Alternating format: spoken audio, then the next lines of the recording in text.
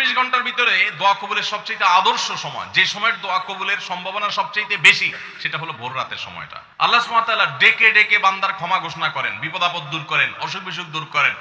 এই সময়টা হলো রাতের শেষ প্রহর, ফজরের আগের সময়টা, তাহাজ্জুদের সময়টা। 11 মাস ধরে আমরা নানা ব্যস্ততার অজুহাতে আমাদের তাহাজ্জুদ পড়ার সুযোগ হয় না, ভোর রাতে ওঠার সুযোগ হয় না। ভাইরা আমার, রমাদানের মাস, আপনি তো সাহরি খাইতে প্রায় প্রতিদিনই উঠছেন। আপনার যেহেতু সাহরি খাওয়ার উদ্দেশ্যে উঠাই লাগে, তো আপনি কেন এই মাসে সাহরির সময় ভোর রাতের এই সময়টাতে যখন আল্লাহর সাধারণ ক্ষমা ঘোষণা করেন, ওই সময়টাতে আপনি কেন শুধুমাত্র খেয়ে পরে আপনি মসজিদে চলে যাবেন ফজরের জন্য? অবশ্যই আপনি সাহরি খেতে উঠলে 2-5 মিনিট সময় বের করে বিশেষভাবে আল্লাহর কাছে দোয়ায় মনোনিবেশ করবেন। আমাদের একটা বড় ভুল হলো সাহরির এই সময়টাকে দোয়ায় আমরা মনোনিবেশ করি না। সম্ভব হলে 2 রাকাত নামাজ পড়েন, 4 রাকাত নামাজ পড়েন। সেটা যদি না পারেন তো সাহরির খানার শেষে অথবা আগে আপনি আপনার রুমে গিয়ে লাইট বন্ধ করে নিরিবিলি জায়গায় একটু আল্লাহর কাছে হাত তুলে একটু চোখের পানি ফেলে চান, দোয়া করেন।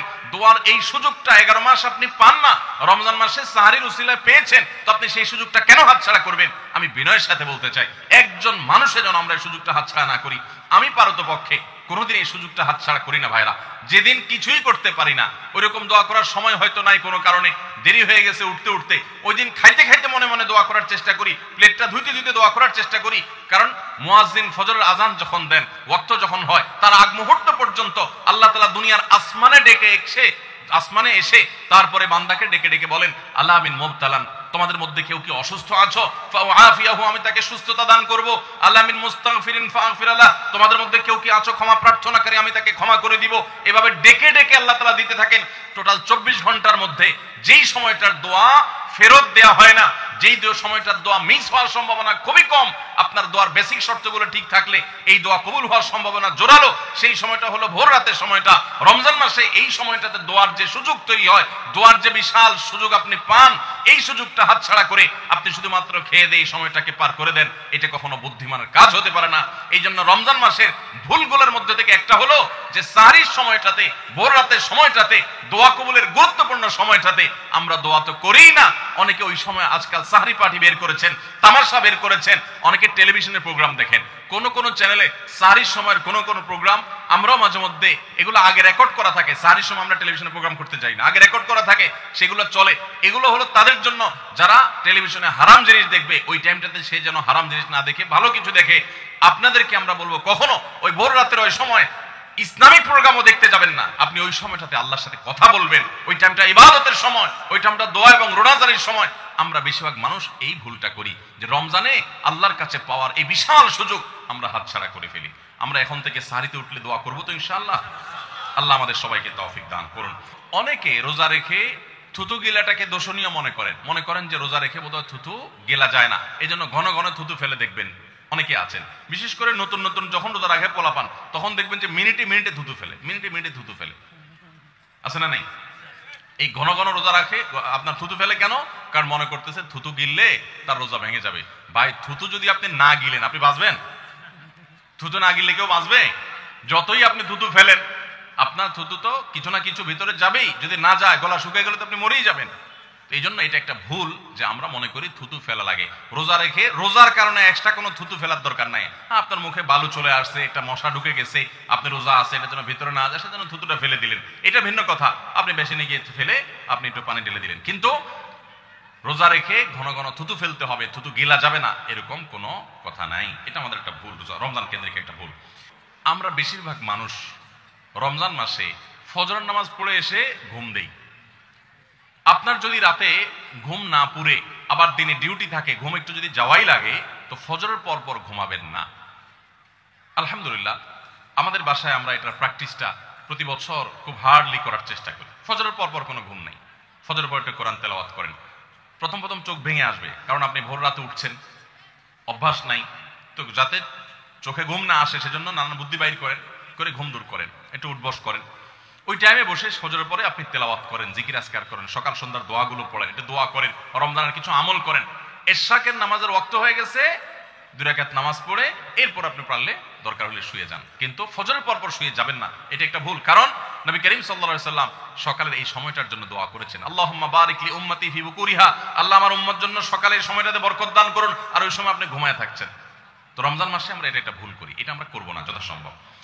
আমরা যারা নিয়মিত আজানের জবাব দেই, আজানের জবাব দেওয়া একটা আমল, আপনারা জানেন তো, মুয়াজ্জিন যা বলে তার সাথে সাথে তা বলা, তার পরপর সেটা বলা। মুয়াজ্জিন যখন আল্লাহু আকবার বলে, তখন আপনিও আস্তে আস্তে করে আল্লাহু আকবার বলবেন। মুয়াজ্জিন আবার যখন আল্লাহু আকবার বলবে, আপনিও আল্লাহু আকবার বলবেন। মুয়াজ্জিন যখন আশহাদু আল্লা ইলাহা ইল্লাল্লাহ বলবে, আপনিও আশহাদু আল্লা ইলাহা ইল্লাল্লাহ বলবেন।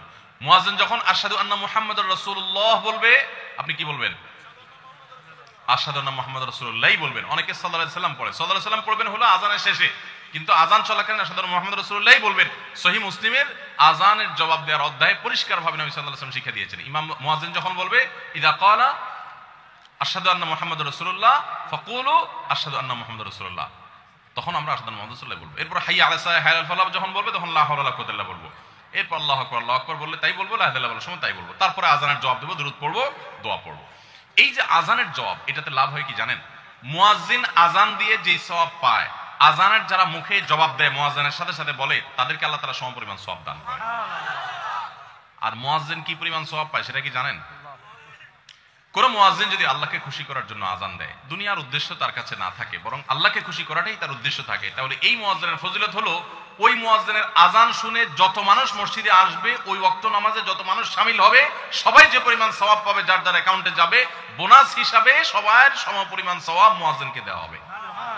আর আপনি মুয়াজ্জিনি না করে শুধু আজানের জবাব দিলেও সেই মর্যাদা বোনাস হিসেবে আল্লাহ তাআলা আপনাকে দান করবেন। এই হাদিসের ফজিলত একবার আরো 10-12-13 বছর আগে কোন এক জায়গায় আমি বলেছিলাম, সৌদি আরবে থাকতে। তখন এক ভদ্র মহিলা আমাকে বললেন, হুজুর, এই হাদিসটা আপনার কাছ থেকে শেখার পর, জানার পর থেকে আমি মক্কা শরীফের লাইভ আজান নিয়মিত ওই টাইমে, আমি রেডিও শুনি না, মোবাইলে বিভিন্নভাবে লাইভ আজানটা আমি শোনার চেষ্টা করি এবং ওই মুয়াজ্জিনের সাথে সাথে জবাব দেওয়ার চেষ্টা করি। কারণ আমার যখন এটা জানা হলো যে মুয়াজ্জিন যত পরিমাণ সওয়াব পাবে তত পরিমাণ সওয়াব পাওয়া যাবে, তো মক্কার মুয়াজ্জিন সাহেবের আজান শুনে যত মানুষ প্রতি ওয়াক্তে নামাজ পড়ে, এত বেশি নামাজ তো দুনিয়ার অন্য কোনো মসজিদে প্রত্যেক ওয়াক্তে পড়ে না। সো আমি লক্ষ লক্ষ মানুষের নামাজ পড়ার সমপরিমাণ সওয়াব, মুয়াজ্জিনের পরিমাণ পেতে চাই, সেজন্য মক্কার লাইভ আজানটা আমি ফলো করি। আমি অবাক হয়ে গেলাম, মানুষ আল্লাহর সন্তুষ্টির জন্য কত ভাবে চেষ্টা করে, অথচ আমরা হেলায় হারিয়ে ফেলি। আপনার মহল্লার যে আজানটা সবার আগে আপনার কানে আসে, আপনার মহল্লার আজান, ওটা জবাব আপনি দিবেন, এরপর বাকিগুলো আপনি দিতে পারলে দিবেন, না দিতে পারলে না। এই যে আজানের জবাব, এই আজানের জবাবটা আমরা অনেকে 12 মাসে একটু আধটু দেওয়ার চেষ্টা করলেও, রমজান মাসে মাগরিবের নামাজের আজান, এটার জবাব নিয়মিত আজানের জবাবকারীরাও দেয় খুব কম। এটা রমজানের একটা ভুল। কেন দেয় না? কারণ সেই আসরের পর থেকে নিয়ে 10-12 পদ, 13 পদ, 14 পদ ইফতার সামনে নিয়ে বসে যে দাঁত কচকচ করতেছিল, হাতগুলো শুধুমাত্র আকুপাকু করতেছিল যে কখন আপনার বেগুনি ধরবে, কখন পেঁয়াজু ধরবে, কখন বুটমুড়িতে হাত দিবে। হ্যাঁ, যখন আকুপাকু করতেছিল, সূর্য ডুবছে, মুয়াজ্জিন সাহেব আল্লাহু আকবার হাঁকা শুরু হয়েছে, আর হুমড়ি খেয়ে অনেক ঝাঁপায়া পড়ছে, খাইতে খাইতে কখন আজান শেষ হয়ে গেছে টেরও পায়নি। ঠিক না ঠিক?